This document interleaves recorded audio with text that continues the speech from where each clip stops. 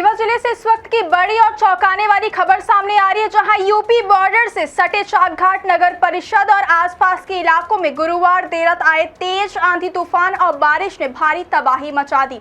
कुछ ही मिनटों में मौसम ने ऐसा रौद्र रूप लिया कि पूरे इलाके में अफरा तफरी मच गई। मकान, दुकान, सड़क और बिजली व्यवस्था तक बुरी तरह प्रभावित हो गई। क्या आपको बोरवेल करवाना है लेकिन लोकल और सस्ते पाइप्स लगाकर हो गए हैं परेशान? तो अब आपके शहर में आया है न्यूट्रॉन 40 kg बोरवेल पाइप। दमदार क्वालिटी के साथ 10 साल की गारंटी, ज्यादा मजबूती और लंबी उम्र का वादा। तो अगली बार बोरवेल करवाएं, केसिंग पाइप सिर्फ न्यूट्रॉन 40 kg ही लगवाएं। तेज रफ्तार हवाओं की रफ्तार इतनी ज्यादा थी कि कई घरों के टीन शेड उड़ गए और कई जगह दीवारें ढह गई और छतों को भारी नुकसान पहुंचा। वहीं बड़े बड़े पेड़ और बिजली के खंभे उखड़कर जमीन पर गिर पड़े, जिससे पूरा इलाका अंधेरे में डूब गया।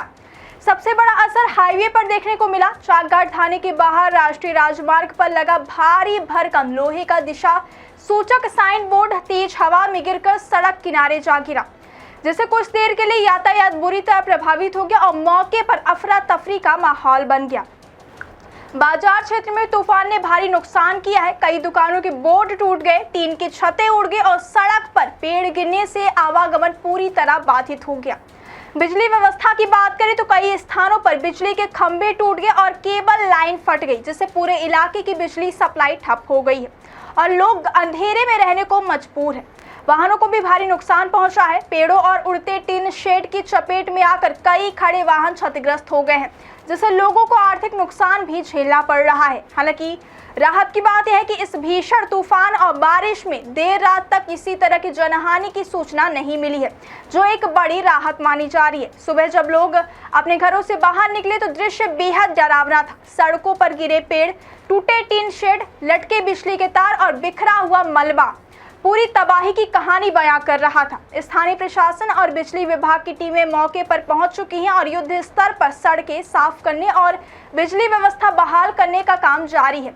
वहीं स्थानीय लोगों ने प्रशासन से जल्द राहत कार्य शुरू करने और नुकसान का सर्वे कराने की मांग की, ताकि प्रभावित परिवारों को मदद मिल सके।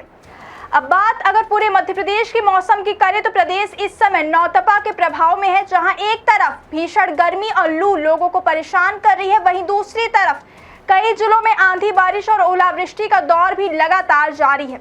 मौसम का यह बदलता मिजाज पश्चिमी विक्षोभ के असर से बताया जा रहा है, जिसके कारण मौसम में लगातार उतार चढ़ाव देखने को मिल रहा है। मौसम विभाग भोपाल केंद्र के मुताबिक शुक्रवार को कई जिलों में गर्मी का असर और तेज रहने की संभावना है।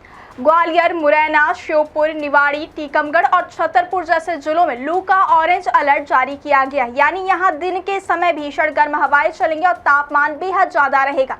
इसके साथ ही करीब 27 जिलों में येलो अलर्ट जारी किया गया, जहां तापमान 43 डिग्री सेल्सियस से ऊपर पहुंच सकता है।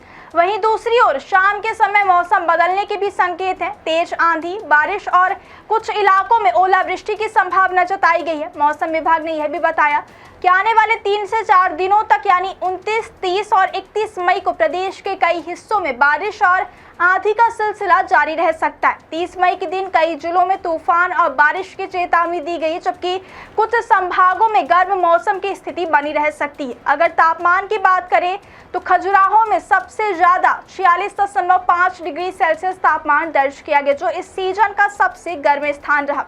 राजगढ़ में 46 डिग्री, दतिया में 45.7 डिग्री, नौगांव, दमोह और मलाजखंड में 45.5 डिग्री, टीकमगढ़ में 45.2 डिग्री, सतना में 45.1 डिग्री और सागर व मंडला में 45 डिग्री तापमान दर्ज किया गया। भोपाल, इंदौर, उज्जैन और जबलपुर जैसे बड़े शहरों में भी तापमान सामान्य से काफी ऊपर बना हुआ है। मौसम विभाग ने लोगों से अपील की है कि वे तेज धूप के समय बाहर निकलने से बचें, पानी पर्याप्त मात्रा में पिए और आंधी तूफान के दौरान सुरक्षित स्थानों पर रहे।